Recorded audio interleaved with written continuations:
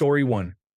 The death of my grandmother on Thanksgiving, followed by my father on Christmas, and then me crashing through the side of a building on New Year's Day all occurred within the same span of 3 months. Story 2. The death of my best friend. Thank you for all the well wishes. It made my day. If you want to hear his music, check out Urban Life. They still play to this day. Really cool. Legacy never dies. Story 3. My husband was cheating on me the entire time I was overseas taking care of our newborn with medical issues. Story 4. Chronic emotional invalidation, shame, and judgment instead of empathy and compassion were present in my upbringing, and I thought that was normal until I grew up and entered the real world. Now, it is my internalized voice that I talk to myself with, and I am desperately learning to undo it. Story 5. I was working as a registered nurse in an outpatient cancer clinic. Everything about it was challenging. Working long, uncertain shifts, having to watch cancer patients receive bad news while sitting alone in a room, being denied personal protective equipment in the early days, and watching people blatantly ignore the rules because they said, "It won't affect me," while I had to watch it affect those it did. Story 6. Childhood. Being told I was useless, that I would never amount to anything, and that I am a coward. Adulthood. My anxiety issues are seen as excuses to be lazy, along with the grief from the death of my son. Story 7. Not having a job and constantly applying, then being called lazy for months when all you have done is research every single day. Story 8. Being sexually assaulted, then my boyfriend chuckling and saying I should get used to it because I am attractive, still makes me sick to this day. Story 9. Working in corporate America is not a meritocracy at all. It is all about putting on a show for the higher-ups. I have had people take credit for my work. I have seen individuals with the worst work get promoted. Everyone flatters executives when they show up. The people who do the work receive scraps, while those who talk about fantasy football all day earn 6 figures. It is a complete joke. Story 10. Public service announcement. If you have a sudden onset of extreme anxiety for no apparent reason, get your thyroid checked. I experienced this and was diagnosed with thyroid cancer. As soon as my thyroid was removed, I returned to normal with no anxiety. Story 11. After being raised well, I was absolutely devastated by how monstrous this world is and how vicious and sadistic humans can be. The problems are so immense and ingrained in human nature that there is no real solution. It is demoralizing. Story 12. Being abused as a child by people close to the family and so-called friends. The abuser is thriving in their life, while every day is a difficult battle to stay alive and pretend to be okay. Story 13. Unpopular opinion here, but working from home for 5 years was brutal on my mental health. I couldn't stand my coworkers only being faces on screens and felt completely detached from the company. I got laid off in March and just started a new job this week, where I am in the office 3 days a week. I have already noticed an improvement. Story 14. Being diagnosed with type 1 diabetes and going from a healthy mid-20 with a normal weight and body type to a chronically ill, overweight woman who is constantly stigmatized. Story 15. My narcissistic ex. I have been diagnosed with post-traumatic stress disorder from years of mental abuse. I finally got away, but he is still trying to take me down. Story 16. 2 events have deeply affected me. The first was when I was sexually assaulted in college. This caused me, an honors student, to lose my scholarship and experience a decline in my grades until I ultimately dropped out during my senior year. This damaged my professional career. The second was a verbally abusive supervisor who, over the course of 3 months, undermined me and convinced me, already hurt and depressed from my college experience, that I was worthless and incompetent. When he finished tormenting me, he forced me to drink a beer in his office and then fired me for insubordination because I initially refused to drink the beer and for drinking on the job. I still struggle from both of these experiences, though I am doing better thanks to the love and support of my husband. Story 17. Connectivity. People just assume that since you have a cellular phone you are available 24/7. Human beings were never meant to exist in such a way. Story 18. Getting a degree in environmental science involves watching people make poor decisions repeatedly and being unable to address the systemic issues, causes, and impacts. Story 19. Ended a 5-year relationship 1 week before lockdown in 2020. I wanted nothing more than to get out of the house we shared, but moving was impossible during that time. I had to stay in the house we built together, sleeping in the same bed, cooking with the same dishes, sitting on the same couch. It was miserable. For 6 months, I could not do anything. That upset me for a long time. Story 20. Death. Caring for and being with my mother as she passed away from cancer. Caring for and watching my sister die from cancer. Watching my beloved German Shepherd die. All within a 3-year period. Story 21. Being forced by the state to share custody with my rapist had a significant impact on me. Since then, I have been diagnosed with borderline personality disorder and post-traumatic stress disorder. Story 22. My partner continuously cheats and blames me for it because I do not have enough sex. Even though I am up 24/7 taking care of our 2 children who are 2 years old and under. Story 23. Chronic exposure to certain environmental toxins causes an undiagnosable and untreatable disease because it is a natural reaction in overdrive, not a dysfunction within the body. My symptoms are mostly physical, with some cognitive effects during acute episodes. The severe impact on my quality of life and the realization that I am now permanently disabled, and an invisible one at that, have severely harmed my mental health. Story 24. Our excessively individualistic and hyper-capitalist culture results in a complete lack of social safety nets, combined with rampant victim blaming when people cannot afford basic necessities. I hate this place. Story 25. A relationship with someone who was both the kindest, sweetest, and most affectionate man I had ever met gave me more love than I ever thought existed. However, he was also very emotionally manipulative. He wouldn't be there for me when I needed him or had a bad day, yet I was expected to be there for him and solve his problems. He would give me the cold shoulder or silent treatment if he felt I said or did something he did not care for. He was incredible in bed, but he controlled everything about it, when and where we could have sex, how often. I couldn't come on to him or express desire, nor could I do anything to turn him on, but he would build incredible desire in me and give me mind-blowing orgasms. He left me months ago, saying that I was disgusting and that I did not spend enough time working out. He said he was so turned off by me that even medication for erectile dysfunction would not help him. I have never been the same. I have tried sleeping with someone else a few times, but I struggle with anxiety before and during, and the men do not do much or help me reach orgasm. I do not know if I will ever be whole again. Story 26. Being cheated on for the first time later in life. I thought I had genuinely found my forever love. I am older, wiser, and more attuned with myself. I really thought this was it. Everything I had ever been looking for. It was the first time I truly understood what it was to be in love and to be loved in return. I do not know how I got it so wrong. I have been elated about love, devastated, and neutral towards it. But for the first time in my life, I am indifferent towards it. I am just a different person now. Story 27. Reading the news. I have always thought it was important to stay informed. Lately, the headlines have made me a bitter, angry, and sad person. Story 28. Holding on to old friendships that are not serving anyone and letting people take your kindness for granted. Story 29. Blaming myself for being sexually assaulted. Thinking I was not worthy of love and being loved because I allowed myself to be sexually assaulted. Story 30. Loneliness.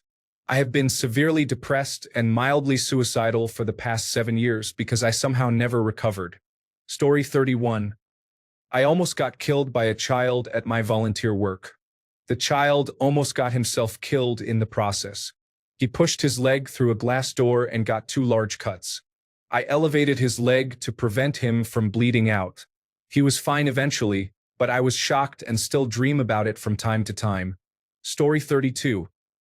COVID-19 interrupted my master's degree and separated me from the best group of friends I had ever had. Story 33. I have been the financial provider for my family for the past 7 years. I have also been parenting a toddler without any outside support. Story 34. The death of my dog. He was my sole dog. My whole house, life, expenses, routines, calendars, vacations, and everything was centered around being a big dog mom. Within 3 days, he was gone. My kids, husband, and I are all suffering because we miss him. Our other dog and cat are also grieving. It is hard to explain to anyone who has never loved an animal so much. Story 35. I have had COVID. I have no idea why, but I have not been well since. I am afraid to leave my house. I cannot work, and I have no interest in doing anything at all. I do not like speaking to anybody.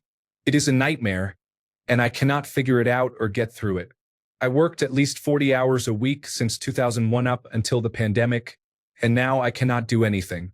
It is overwhelming. Story 36. Trump and his circus. I cannot even hear his voice without being triggered.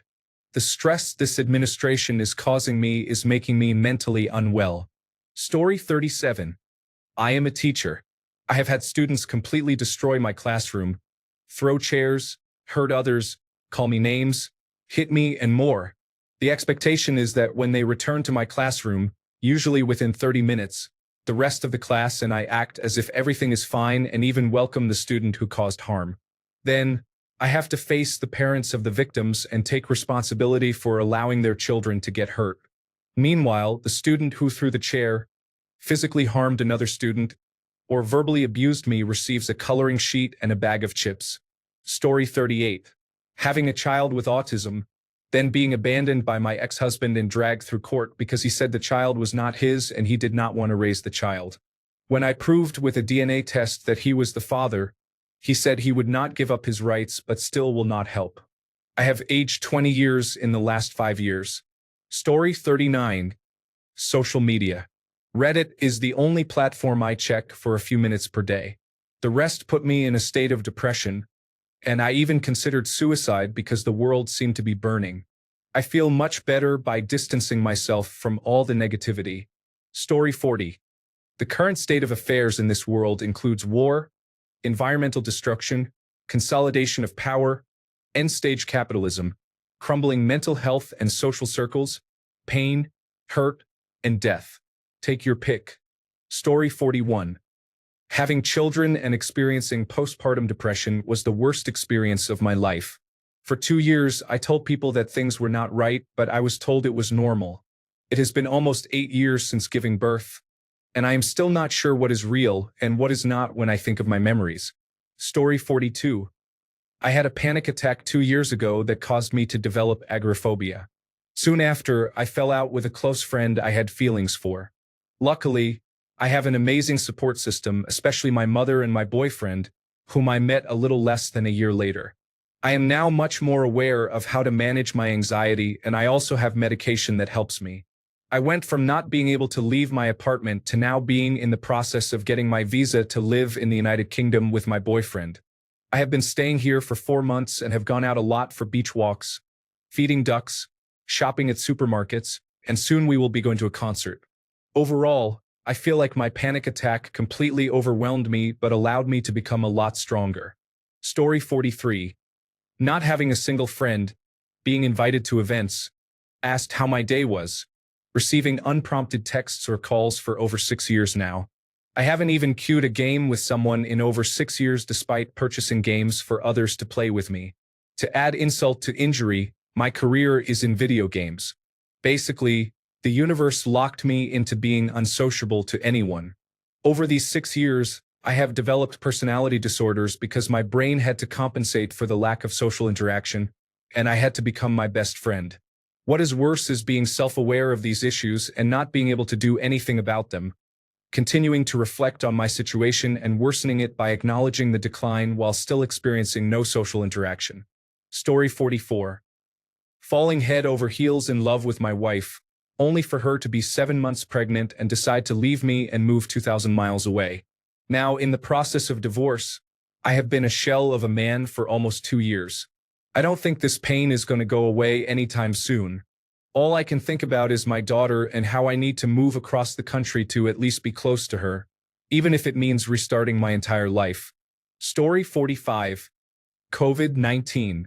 Not just the isolation of the pandemic, the virus ruined my body after we were told it was safe to resume life, and I have no promise of a full recovery in sight. Story 46. Divorce. I lost my romantic partner and co-parent, my home and lifestyle, and my best friend suddenly, without any warning. We were not having issues.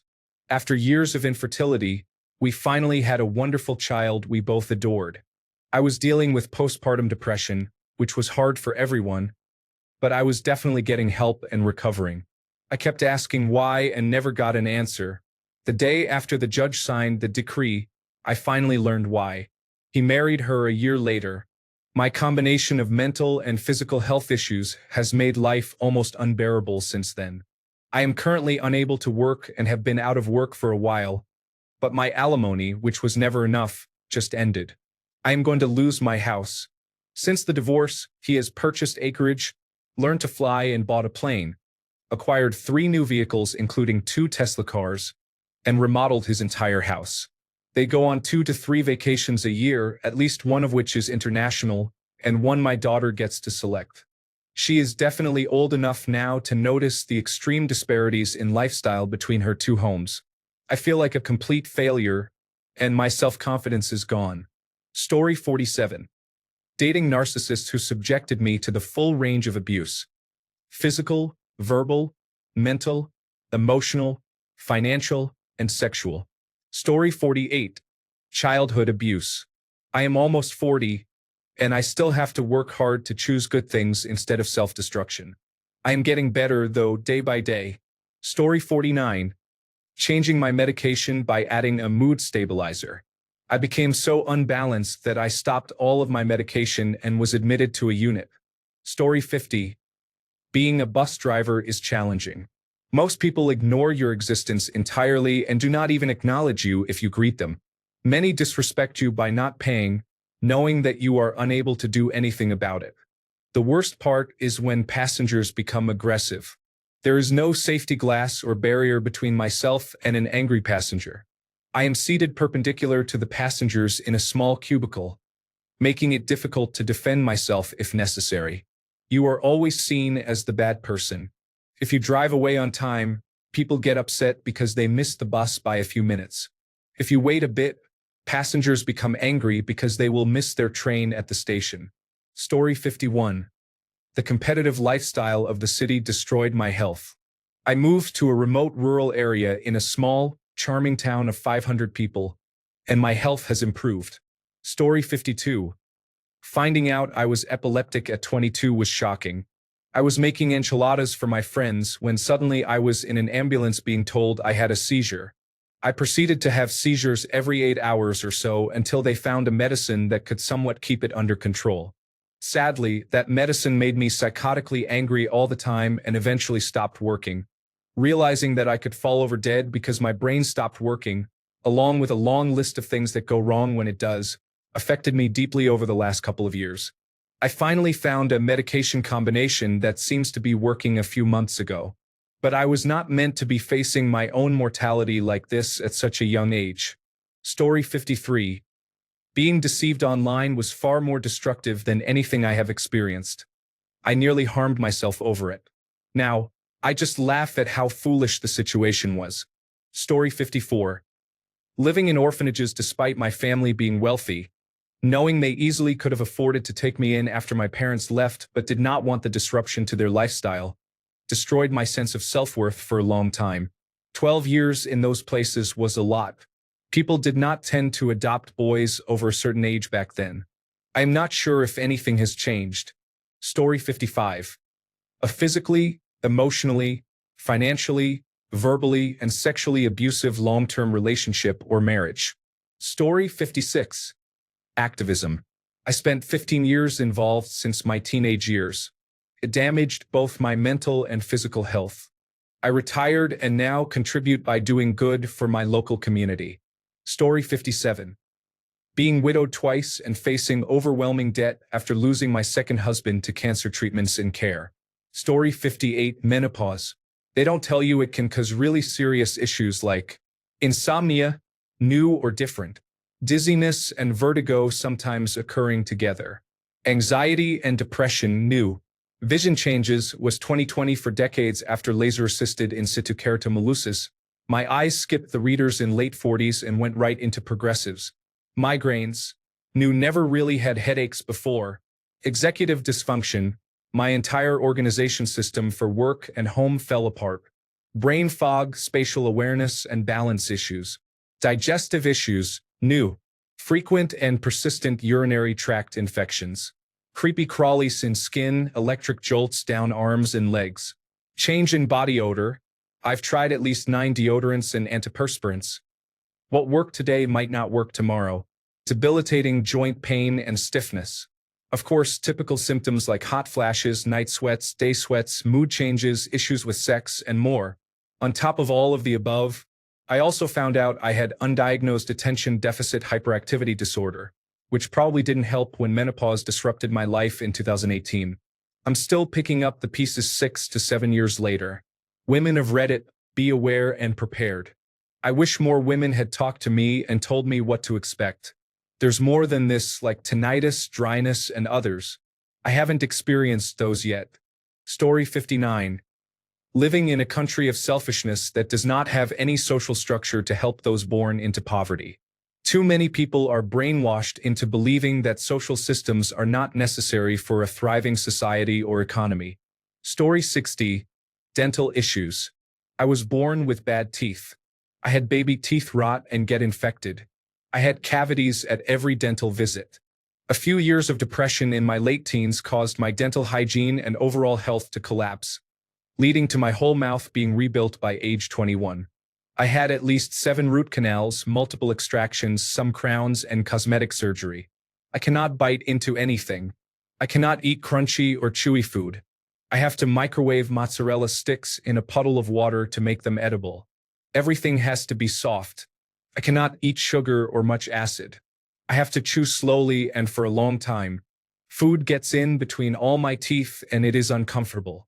Flossing between the cracked pieces is stressful, especially when the floss gets stuck. I sometimes feel like feeding my body is some form of self-harm because I know it is going to cause problems for my teeth. Cannot smile in photos. Cover my mouth when I laugh. I feel uncomfortable meeting new people, wondering when they will notice and what they will think. I was afraid of dating because many people judge dates on their teeth. People online often say that if a person has bad teeth, they are unhygienic, they are gross, they do not take care of themselves, they are addicts, it is a red flag, they deserve it. Very few people have compassion. About 10 days ago, I had a few more extractions done.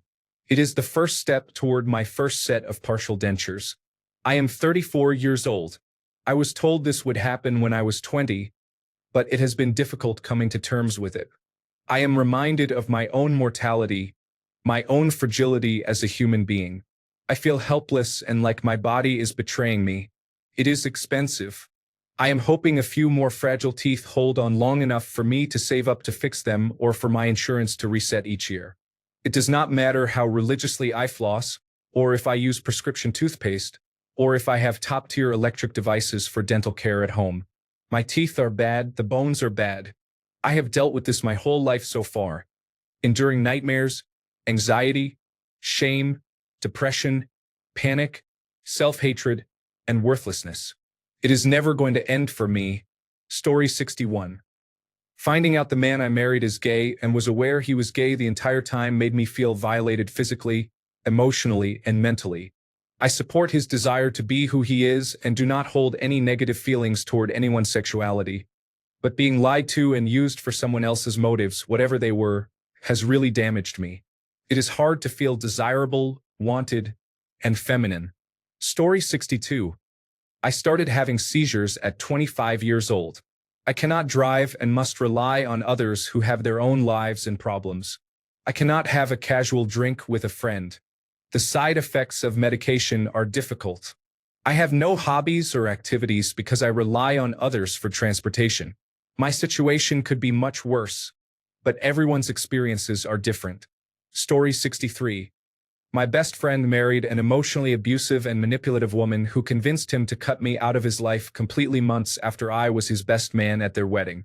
I almost told him not to marry her but was afraid that if I did, he would never hear it and we would end our friendship. But then he did it anyway a few months later. I did not even have a bad relationship with her. I have never been so sad and angry. There is nothing I can do except let go. But what hurts the most is that I lost my confidence in myself. I was always proud that I had excellent friends.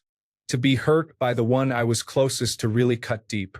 You cannot make good choices for other people. Story 64. My dad began an affair around the same time our cat was very ill, and I was taking care of her day and night. Finding out the dates lined up was terrible. She is still sick, by the way. Heart failure is a long, slow process. She is currently resting in a sunbeam because her blood thinners make her feel cold. Story 65. Living with someone experiencing mental health challenges is difficult. I endured this for some time, eventually started medication, and am still recovering after several years. Story 66. My narcissistic ex-wife drove me to a suicide attempt. Luckily, I overcame that depression, and it never got that bad again. Now that I am divorced from her and married to a true partner, I do not worry about that happening again. Story 67. My first job. I worked very hard. I was underpaid and sometimes not paid at all. There was no social security. I felt like I was owned. I have never been so stressed in my life. Every time I entered the building, I instantly got a headache that lasted until the workday was over. I lost weight and motivation. Every time my workspace door opened, I would immediately become tense because I knew something unpleasant was coming. All these things might seem like a regular day for some, but in hindsight, I was young at the time, a teenager, and let a lot of things slide because I did not know how to deal with them or stand up for myself, and it broke me. Story 68. Getting unfairly fired from a job. My boss told an inappropriate story. I gave my input, awkwardly trying to steer the conversation into a medical context and move the topic away from the explicitly sexual context of my boss's story. The next day, Human Resources called and asked, "Did you say this?" I denied it, was fired immediately, and blacklisted from ever getting rehired. After working very hard for 2 years and getting promoted twice, I was finally feeling on top of things following a significant downturn in my life 2 years prior. Everything was going great. I was making good money, I was given senior management mentorship to help me plan my career path, and the company was paying for my master's degree. It was all a huge boost to my confidence, and then it all came crashing down instantly. None of the managers who had helped me get there and who had previously respected me would respond to my messages except one. For 3 weeks, it was all I could think about. I had an unshakable dysphoria from the moment I woke up until I fell asleep. I couldn't focus at all on my studies or my other job. It was probably the worst situational depression I have ever experienced. After 3 weeks, I could actually focus on other things, but the feeling still lingered over me for months. It still haunts me to this day. I did learn a few things. Life isn't fair and is sometimes really unfair. Some people are just pure evil and they win sometimes. I also learned not to trust anyone, especially when trying to climb the corporate ladder and shake things up. I guess I should have immediately reported my manager to Human Resources when he said something inappropriate, but judging by how I had seen things go there in the past, that might have ended my career just as quickly by bringing their attention to me and putting an even bigger target on my back for the manager, which apparently was already there without my notice. Story 69. One day, you will look around and realize that everybody loves you, but nobody likes you. That is the loneliest feeling in the world. It hit me like a truck when I finally had that realization. Story 70. Being overweight and experiencing bullying because of it have caused decades of self-hatred, which have deeply affected me, especially in the area of love. Story 71. Burnout from my job. I am worked to exhaustion at my current gig, hospital-certified nursing assistant, and am often the only aide-on during my night shifts, so I get asked to do everything. At the same time, management complains about aide work not being done. Well, that's because I am doing half of the nurses' tasks for them, and since I am not getting paid extra to do more work, I don't do the other tasks at all. Over time, I am too mentally drained to do my hobbies outside of work. I like working out and went to the gym for the first time in months this morning. Story 72. The deaths of my mother, father, and brother have left me with two sisters in my core family. My father's complete change into a narcissist after my mother died, with my two sisters living out of state, led to me becoming his conservator and guardian. Politics. The number of cats and dogs turned away from rescues and shelters because they are full, resulting in euthanasia. Perfectly healthy puppies and kittens are affected. I volunteer with a rescue, so I have seen the urgent request shelters make before they must euthanize 50 dogs, cats, puppies, and kittens by a specific date. Spay and neuter. Adopt. Story 73. The worst thing that ever happened to my mental health was being abandoned by my therapist over a year and a half. I liken it to a botched execution. I had seen him for 15 years. It was like a psychoanalytic type relationship. For the last several years, he had me self-schedule appointments online, which I did weekly. One week I wasn't able to. I wrote to him thinking it was a glitch with the software. He wrote in a bizarrely dispassionate way that the reason I wasn't able to make an appointment was that I wasn't classified as an active client, but he could put me on the cancellation list to see him.